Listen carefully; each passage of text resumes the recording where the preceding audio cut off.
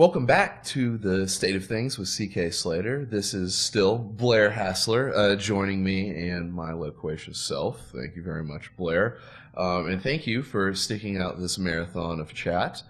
In this last segment, given that we wanted to talk about Trump today, I wanted to cover the difference between the hysterical Trump said this, Trump tweeted this, Trump eats steak well done with ketchup stories versus this is what passed, this is what's happening, this is why we shouldn't be pulling our hair out, because I don't think he's laying the bricks for the next version of Auschwitz.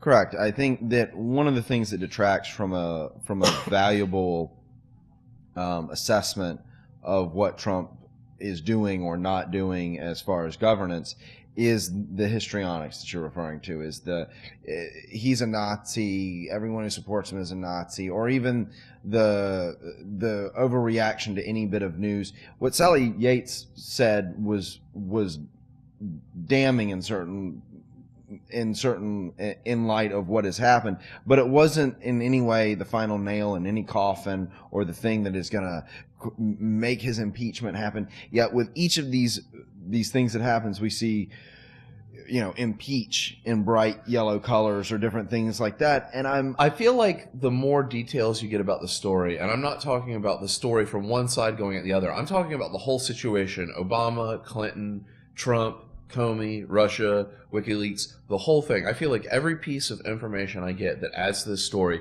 makes me think everyone sucks, everyone's doing shady stuff. And I don't think anything is going to be criminal, because most of these political investigations don't turn that way, because for a host of reasons, including faith in our government, it usually helps for us not to actually indict the president, because that doesn't look good on us, regardless of even if it is Trump, although we can get into a whole discussion about the likelihood of that happening, which would be another video. But for the purposes of this, I just would really like to help the audience, like we were talking in the last segment, building some of those critical thinking skills, taking each piece of information they get, plugging it into a larger matrix of data points, and letting the data or the information build what is happening, not what you really want it to. Yes. And that's hard. That there's such a temptation to see every new bit of information in just the way you want it to, but really each new information needs to be a prism by which it changes everything else that you've previously held known to be true. Well, in the spirit of that, I'm going to have a little segment I like to call Good Trump, Bad Trump. Okay. There are some good Trump things. There's some bad Trump things. I like to try and treat Trump like a relatively entertaining dog. He's fun to have around. Sometimes he does interesting things, but generally he's nice to people and doesn't eat people, if he can be very distractible occasionally. But I do think he serves a very important cultural purpose, and for the purpose of expanding the Overton window and dealing with cultural domestic issues. I think that is another conversation to get into. But if we look at what has actually happened, let's go back to the beginning. Trump gets inaugurated. The ladies' genital hats get put on, and the fearless girl gets put up in Wall Street, and the circus begins. One of his first acts was to begin sunsetting regulations that had occurred in like the last 60 or 90 legislative days of the Obama administration. Now, I can't remember the name of this legislative tool, but it allows them to repeal regulations that were put in at the very end of the previous administration. I think it's like the Congressional Review Act, maybe, actually, okay. The CRA. But that's what he got started with, and I was happy with some of the moves there. We got to appoint Neil Gorsuch, which is the most important points I want to start off with. I was a relatively cautious Trump voter. I went into the election thinking it could go one way or the other. Once he put Neil Gorsuch on the court and it didn't look like we were imminently going to war anywhere, I said, okay, what I wanted to be achieved has been achieved. We're instantiating the Second Amendment rights as understood under DC v. Heller and Chicago v. McDonald. We have San Diego v. Peruta coming through the system, which is discussing the difference between shall issue and may issue concealed carry regimes. I'm not going to get into the specifics of that right here because it's something I'm very nerdy about and could get very deep in the weeds on. But once we got Neil Gorsuch in place, I was vastly happy with what happened. Now, I was a little disappointed with the I mean, obviously, his position on employment law, and some of his decisions. I saw Are you talking about the decision where it was the truck driver in Colorado and it was? Yeah. I understand for a host of legal reasons that it sounds heartless for that to turn out the way it did, but I try and work from a legal principle forward, not work from an equitable and that's, I think, for a nation of laws, you really have to work from a legal principle forward as opposed to focusing on equity to the blindness of bedrock legal principles that should be unchanging in the face of a changing world. In as much as we can, I want to have things, of course, be letter of the law, but some of the core concepts that I take to heart as worker rights and things like that feel very much trampled in that situation. So the Neil Gorsuch, while he's not a lose, he's certainly not a win for anyone sitting in my these seat. are topics where academically or intellectually we'll come to an impasse, and you just have to understand that we're just going to have different opinions about this. But I'm just trying to explain from my perspective, and folks from the left can complain about his judicial positions and the kind of externalities that those positions might lead to, but you can't complain about his qualifications or his ability to go through the questioning. Which I don't think I would do. I think that is more of of course, the irrational light our hair on fire people are. He's not make arguments that actually make sense, and they will be so much more apt to stick to the person that you're trying to take down. If you don't like Gorsuch, look at what he's done. And like I did with the case that we just discussed, and formulate an honest opinion based on your preconceived values and and find the difference there, and objectively say, I don't like this, I do like this. Don't just color him with the Trump crayon and declare him to be a thing, because that's the kind of thinking that everyone should discourage. Make yourself look stupid. Correct. When you question him, which is kind of the way a lot of the questioning went. I watched a lot of the questioning with Gorsuch. But we've covered good Trump. Let's go to bad Trump, and I want to convince everyone out there that I'm not just 100% on Trump's train. I think the way he rolled out the first Muslim immigration restriction for refugees was very ham-handed, poorly thought out, poorly executed. He didn't communicate with Congress very well. I mean, I think this was his first, oh my gosh, governing's hard. I don't know what I'm doing. I need to lean on the expertise of Mike Pence and guys like Paul Ryan to explain to me how to get this thing done. I think the second one that came along, and I think you shouldn't ban people with or who were applying for or who had green cards, which was one of the big sticking points in the first one. Although I think under the plenary power as enumerated to the executive branch, certainly allows the revised travel ban. Now, I think this gets into a position where we have a circuit of a judicial circuit, the Ninth, that is basically going to disagree with anything it can and get away with. True. They're kind of.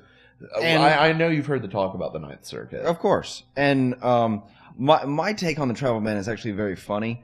There was a limit on HB1 visas, and that is an extremely popular idea, but not on Trump's side of the aisle, but on the far left, in terms of protecting workers who are at the bottom of the socioeconomic standing here. The idea of limiting the HB1 visas is very popular, and this was an idea that was in the travel ban, and I think that gets missed. And that's why I agree that it was a poor move on his part, but it was a poor move because if you work through the channels that you can to really educate people on what was happening here, he could have had support. He could have had support on the other side of the aisle, but it was very, like you said, ham-handed. Well, you see, I actually approach the immigration issue from a different perspective. I would rather restrict it at all levels. I would rather treat it like Australia does, like a host of other countries do,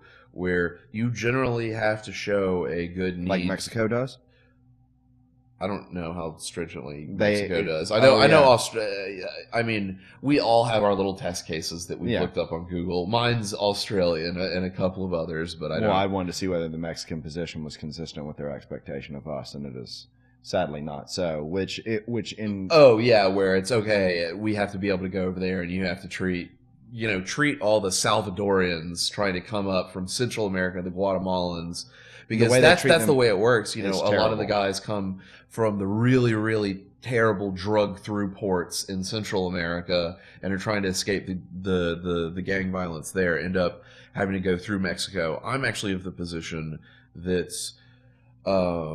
I think in certain ways that NAFTA is a problem as far as trade negotiations wise, but I do believe very strongly in having strong. I don't like how it affects our currencies. I like having strong business ties within the Western Hemisphere and building on those, and to the extent possible, being able to rely on those because it's shorter shipping routes.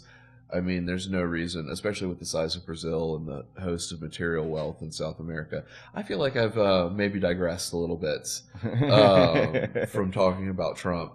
We were just talking about the travel ban and the travel ban. Sorry, I hate to lose focus. Well, you were getting into the economics, and so was I, just a touch, and so you kind of kept going down that path. But I do think that he missed an opportunity with the HB1 visas within the travel ban to reach across the aisle to people to a populist group on the far left who support this idea, who want to help the workers at the lowest level here by protecting them. It's a fundamental understanding of economics and populations that would guide someone to that position. And so if you're not this is the thing, is that an unregulated market of any type is typically dangerous, in my opinion, to those on the bottom.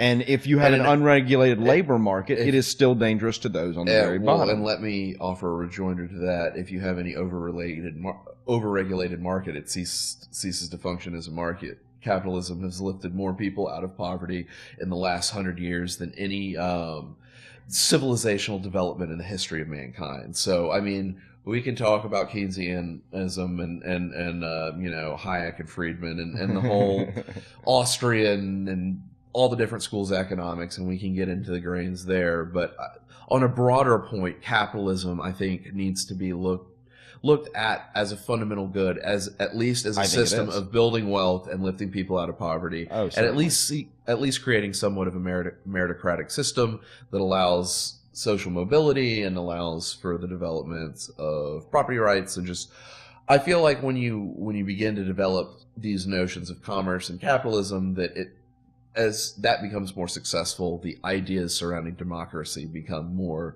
reasonable for a given region and a given populace. You think that they're an easy marriage? Well, I think if you look at every turn, China has become more successful because they've adopted more capitalistic policies. Basically, they've picked all the low-hanging fruit of development by making all the easy economic changes. To move forward from where China has gotten is going to take some more difficult political decisions to change. They have to socially become an adult country. Yeah. They're going to have to move away from the backward, Cultural Revolution, some of the backward political practices that leave them where they are regardless of their ability to be a massive financial actor. Which actually leads to an excellent point about that some people might go bad Trump when he violated the one China policy that we had or whatever the status of it is. And I think that was something that didn't bother me so much because what is respect due to Beijing or or therein the one China policy mean to me as a person that supports human rights? It's I don't understand why that's bad, Trump. The way Blair, the way I'm going to have portrayed. to stop you right there. We're up against it, but we will see you back on the other side of the break. Thank you for staying with us.